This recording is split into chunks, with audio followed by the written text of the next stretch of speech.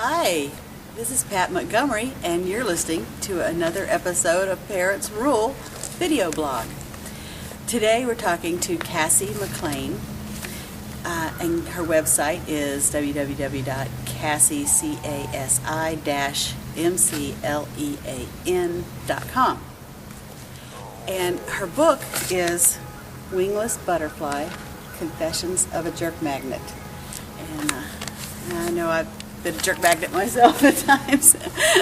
But as far as Parents Rule, I'm the author of Now You Know What I Know, Parenting Wisdom of a Grandmother, and The Patriot Parent, Still the Best Hope for America. Today with Casi, we're going to talk about some very important issues, such as self-confidence and forgiveness. So Casi, in your book, you talk about a story about a 100-year-old man. Yes. Because I think we can teach our kids through stories and parables. So, I think that's a great way to inspire people, and it really worked for me. I was watching television one day, and there was an interview that came on talking to a man who was 110 years old, and it was his birthday, so they were asking him to what he attributed his longevity. And he said, every morning when I wake up, I have a choice to be happy or sad, and I choose to be happy. I mean, talk about an aha moment. It's like I'm going, could it really be that simple? Exactly. But I started doing that. I started just kind of waking up in the morning thinking, this is going to be a happy day. And I tried to get that across to my kids too when they were depressed or sad or something didn't go right. I tried to let them know that you have a choice it's how you react to things. We cannot control what happens to us, but we can control our feelings about them and how we react and our to reactions, them. right? And our reactions. And so I used to try to help them with that. But I'll tell you when it really hit home. And right after I got my divorce, I started dating a man. And he always reminded me of Eeyore, the sad sack little donkey on Winnie the Pooh. And I used to tell him, I said, you just remind me of Eeyore. In fact, I gave him an Eeyore for Christmas because he reminded me so much of Eeyore. And I don't know how well he knew the character Eeyore. But I just started thinking, you have a choice to be an Eeyore or a Tigger each day. And I always try to be a Tigger. In fact, I have Eeyore and Tigger sitting by my computer every day. And since then, I've talked to my kids about that too. And it's interesting because a few years later, when Randy Pausch did his last lecture, I was listening to his last lecture, and that man is so inspirational. It's one of my all-time favorite inspirational people. And he talked about Tigger and Eeyore and how you have a choice to be a Tigger or an Eeyore every day. I'm going, oh my gosh, that's the same thing as I came across. And I've just loved everything that he had to say. I try to, at least at one point in the year, write a blog about Randy Pausch because he was just such an inspiration. His whole story and how he lived to his last breath trying to inspire people to live their life and live it wholly. So yeah, it's the 100-year-old man and the Tigger and Eeyore, and I try to relate that to my kids. Right, and when you are a parent and you're reading a story to children, and you have characters like Eeyore and Tigger, stop your story and say, look at what's wrong with Eeyore. Why is he so sad? What do you think could happen? And what about Tigger? Why is he happy? Is that a choice we make? Can you choose to be more like Tigger or more like Eeyore? And use it as a teaching moment. I think parents, and I know I did, lose a lot of teaching moments with their kids. They just let them pass by.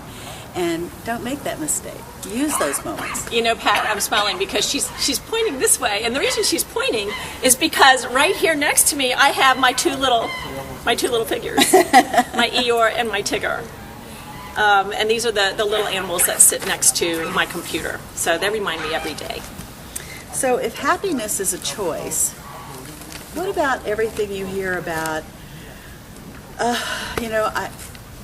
I need a husband to make my life complete, to make my life happy. He needs to fill that void inside of me. What do you say about that? Well, oh boy, I've got a book. I've got a whole book about that. You cannot fill up a hole or an emptiness inside of you with somebody else. And it took me a long time to learn that. I was always somebody's something. You know, I was, the daughter or the girlfriend or the mother or whatever. I was always somebody something. And when I got divorced, I thought, what now? What am I going to do now? Can I survive on my own? And I had to come to terms with the happiness, the success, everything comes from within me. And I had to heal myself. And I went through a lot of different relationships learning each of those things. But love was never meant to be something to fill an emptiness inside of you. You have to heal that yourself before you can be the person that the person you're looking for is looking for. Right, because otherwise you attract jerk magnets. That's true, because damaged people attract damaged people. Right. And that is what I did. So it was patterns that I put in place that caused me to be a magnet for jerks. Okay. And honestly, I don't want to say they were all jerks. They weren't. In fact, I'm not sure any of them were jerks. They were just damaged people themselves. Right.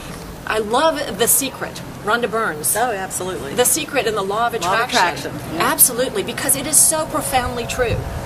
You exude something, and that's what you attract back to you. So when I was broken and needy, that's the kind of people that I attracted to. And they didn't know they were broken and needy. I didn't know I was broken and needy. But it wasn't until I healed myself inside that I realized that there is so much to these inspirational quotes and these inspirational things that people are talking about. That's absolutely true. Another thing I want to talk to you about in this area is you have a quote in the book. It says, "As long as I accepted mediocrity, that was precisely what I was going to get." Exactly. And that fits right into what we were talking about here. Yeah, because I just lived my life thinking that I had no choices about it, and whatever came my way is what I had to accept. But it wasn't until I started believing in myself and realizing that I am who I believe I am, and that I can do anything I want to do as long as I set my mind towards that. I'm living my dreams right now. I am an author, and I even got to act in my own trailer, so in a way, I have reached both of those goals that I wanted to do as a teenager. And you know what? Not only is happiness a choice, it just feels better. It does. It does. When you put your life in your own hands, as scary as that is, And it's just better. And it was scary. It's very scary, but it is just better once you captain your own ship. You also have a quote in the book called "Life is now." It's the journey that is your life, and so you have to live every day to the fullest, which is, Randy Posh. That's what he said. It's just amazing. I mean, here was a man who was dying of pancreatic cancer, and he said that I remember so well an interview he had with Diane Sawyer when he said, I know I'm dying, and I can either choose to coil up within myself. I wish I could remember the exact quote, but it was along these lines. I could either coil up within myself and cry about that, but I realized that my family's going to fall off a cliff in a few months. And so I can either cry about what's happening to me, or I can start sewing nets to catch them when they fall. Oh, wow. And it gave me chills. And I keep thinking about that nobody knows how long they have on this earth. Nope. And so you just need to live your life each day to the fullest. It's all about choice. You have choices. Your choice determines your destiny. Right. Because you have choices every day. I mean, think about it. You wake up in the morning and you choose what you eat. Okay? I mean, I would love to have these big breakfasts with eggs and bacon and grits and potatoes and all of. But you know what? When I choose to do that, it's going to affect my health. Mm-hmm. Every choice that you make in every direction of your life matters. And it's okay to splurge. Well, I'm not saying it's not, but what I'm saying is that it's going to cause patterns, and those patterns are going to direct your life. You have choices in everything you do, and you have choices with whom you spend your time. That, to me, is extremely important. I spent a lot of my time around negative people, and it sucked me down. Mm-hmm. You can either make a point, or you can make a difference. There are a couple of things I've said today that I got from my pastor, Andy Stanley. That's one of them. Making a point and making a difference. If you make a point, you can be right to the grave, but you don't make a difference in that child's life. And you can really make a difference if you let him live his own dreams and lift him up. The other thing I wanted to mention that I said that is to be the person I'm looking for is looking for. That also came from Andy Stanley, and sometimes he says things that just blow me away, and they stick in my mind. Say that again. You want to be the person. I have become the person that the person I'm looking for is looking for.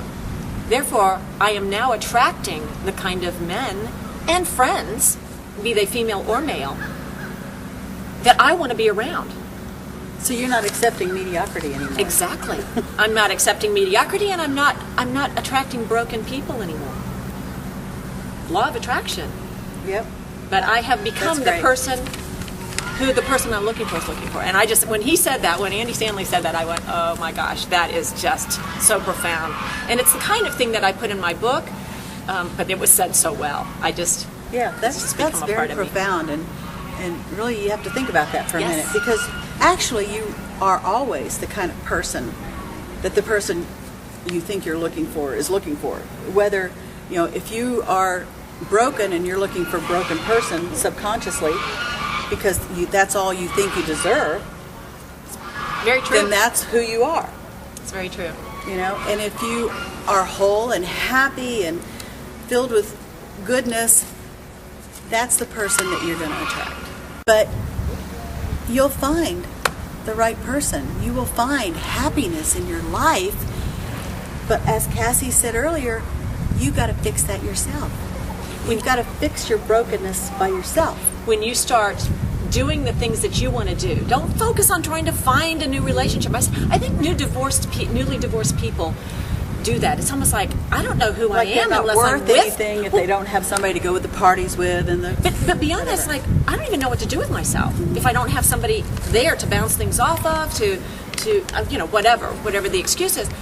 But I just think that when you start doing the things you love, finding out what it is you love, what makes you happy, instead of bending your life around the person you're with, where you like to go, what you like to do, that's where you're going to meet the people, instead of focusing on, I've got to find somebody. And I think that also when you start living a life of forgiveness, living a life of things that make you happy, you're going to inspire and touch the people around you as well.